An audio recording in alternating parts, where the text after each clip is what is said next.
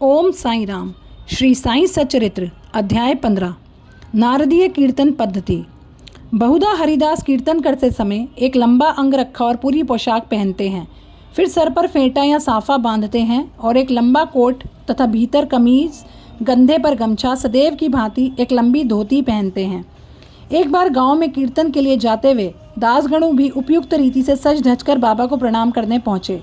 बाबा उन्हें देखते ही कहने लगे, अच्छा दूल्हे राजा, इस प्रकार बंठन कर कहाँ जा रहे हो? उत्तर मिला, कीर्तन के लिए बाबा। बाबा ने पूछा कि कोट, गमछा और फेंटे, इन सब की आवश्यकता क्या है? उनको अभी मेरे सामने ही उतारो। इस शरीर पर उन्हें धारण करने की कोई आवश्यकता नहीं। दासगणु ने उन वस्त्रों को कभी नहीं पहना। वे सदैव कमर के ऊपर अंग खुले रखकर हाथ में करताल और गले में हार पहनकर ही कीर्तन किया करते थे।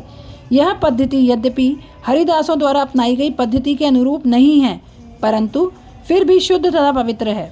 कीर्तन पद्धति के जन्मदाता नारद मुनि कटी से ऊपर सिर पर कोई वस्त्र धारण नहीं करते थे। वे एक हाथ में वीणा लेकर हरि कीर्तन करते हुए त्रिलोक में घूमते थे। श्री चोलकर की शक्कर रहित चाय। बाबा की कीर्ति पूना और अहमदनगर जिलों में फैल चुकी थी, परंतु श्री नाना साहिब चांदोरकर के व्यक्तिगत वार्तालाप तथा दासगणु के मधुर कीर्तन द्वारा बाबा की कीर्तन कोंकण में भी फैल गई। इसका श्रेय केवल श्री दासगणु को है। भगवान उन्हें सदैव सुखी रखे। उन्होंने अपने मधुर सुंदर प्राकृतिक कीर्तन से बाबा को घर घर पहुंचा दिया। श्रोताओं की रुचि प्रायः भिन्न भिन्न प्रकार की होती है। किसी को हरिदासों की विद्वता, किसी को भाव, किसी को गायन, तो किसी को चुटकुले तथा किसी को वेदांत विवेचन और किसी को मुख्य कथा रुचिकर प्राप्त होती है। परंतु ऐसे विरले ही हैं जिनके हृदय में संत कथा या कीर्तन सुनकर श्रद्धा और प्रेम उमड़ता हो। श्री दासगणु का कीर्तन श्रोताओं के हृदय पर स्थायी प्रभाव डालता था। एक ऐसी घटना बताई गई है। एक समय ठाणे के श्री कोपिनेश्वर मंदिर में श्री दासगणु कीर्तन में श्री साईं बाबा का गुणगान कर रहे थे। श्रोताओं में एक चोलकर नामक व्यक्ति, जो ठाणे के दीवानी न्यायालय में एक अस्थायी कर्मचारी था, वहाँ उपस्थित था। दासगणु का कीर्तन सुनकर वह बहुत प्रभावित हुआ और मन ही मन बाबा को नमन कर प्रार्थना करने लगा, हे बाबा, मैं एक निर्धन व्यक्ति हूँ और अपने कुटुंब का भरण पोषण भी भली भांति करने में असमर्थ हूँ। यदि मैं आपकी कृपा से विभागीय परीक्षा में उत्तीर्ण हो गया तो आपके श्री चरणों में उपस्थित होकर आपके निमित्त मिश्री का प्रसाद बांटूंगा। भाग्य ने पलटा खाया और चोलकर परीक्षा में उत्तीर्ण हो गया। उसकी नौकरी स्थायी हो गई। अब केवल संकल्प शेष रहा।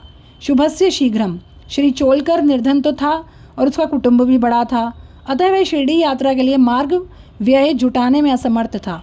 ठाणे जिले में एक कहावत प्रचलित है कि नाड़े, घाट व सह्याद्री पर्वत श्रेणियाँ कोई भी सरलता पूर्वक पार कर सकता है, परंतु गरीब को ग्रह चक्कर पार करना बहुत ही कठिन। श्री चोलकर अपना संकल्प शीघ्र पूरा करने के लिए उत्सुक थे। उसने मितव्ययी बनकर अपना खर्च घटाकर पैसे बचाने का निश्चय किया। इस कारण उसने बिना शक्कर की चाय पीना आरंभ कर दिया और इस प्रकार कुछ द्रव्य एकत्रित कर वह शिरडी पहुंचा। उसने बाबा का दर्शन कर उनके चरणों पर गिरकर नारियल भेंट किया और अपने संकल्पानुसार श्रद्धा से मिश्री वितरित की और बाबा से बोला कि आपके दर्शन से मेरे हृदय को अत्यंत प्रसन्नता हुई है। मेरी समस्त इच्छाएं तो आपकी कृपा दृष्टि से उसी दिन पूर्ण हो चुकी थी।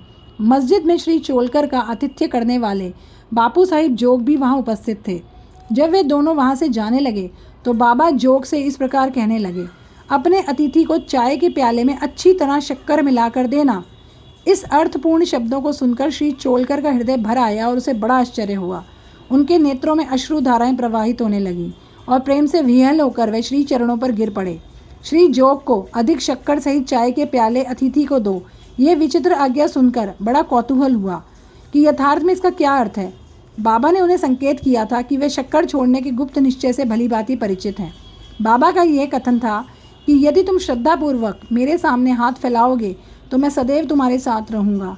यदि भी मैं शरीर से यहाँ नहीं हूँ, परंतु मुझे 7 समुद्रों के पार भी घटित होने वाली घटनाओं का ज्ञान है। मैं तुम्हारे हृदय में विराजित तुम्हारे अंतरस्थ ही हूँ। जिसका तुम्हारे तथा समस्त प्राणियों के हृदय में वास है, उसकी ही पूजा करो। धन्य और सौभाग्यशाली वही है जो मेरे सर्वव्यापी स्वरूप से परिचित है। बाबा ने श्री चोलकर को कितनी सुंदर और महत्वपूर्ण शिक्षा प्रदान की। 2 छिपकलियों का मिलन। अब हम 2 छोटी छिपकलियों की कथा का अध्ययन करेंगे। एक बार बाबा मस्जिद में बैठे थे। उसी समय एक छिपकली चिक चिक करने लगी। कौतूहलवश एक भक्त ने पूछा छिपकली के चिकचिकाने का क्या कोई विशेष अर्थ है? ये शुभ है या अशुभ? बाबा ने कहा, इस छिपकली की बहन आज औरंगाबाद से आने वाली है, इसलिए ये प्रसन्नता से फूली नहीं समा रही। वह भक्त बाबा के शब्दों का अर्थ ना समझ सका, इसलिए चुपचाप बैठा रहा। इसी समय औरंगाबाद से एक आदमी घोड़े पर बाबा के दर्शनार्थ आया। वह तो आगे जाना चाहता था, परंतु घोड़ा अधिक भूखा होने के कारण बढ़ता ही नहीं। तब उसने चना लाने एक थैला निकाला और धूल झटकारने के लिए उसे भूमि पर फटकारा, तो उसमें से एक छिपकली निकली और सबके देखते ही देखते दीवार पर चढ़ गई। बाबा ने प्रश्न करने वाले भक्त से ध्यानपूर्वक देखने को कहा। छिपकली तुरंत ही गर्व से अपनी बहन के पास पहुंच गई।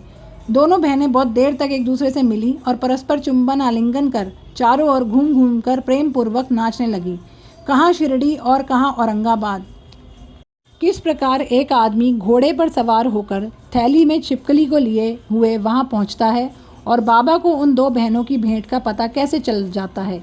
यह सब घटना बहुत आश्चर्यजनक है और बाबा की सर्वव्यापकता की घोतक है। शिक्षा। जो इस अध्याय का ध्यानपूर्वक पठन और मनन करेगा, साईं कृपा से उसके समस्त कष्ट दूर हो जाएंगे और वह पूर्ण सुखी बनकर शांति को प्राप्त होगा। अध्याय 15 समाप्त। श्री सद्गुरु साईनाथार्पण मस्तु। शुभम भवतु।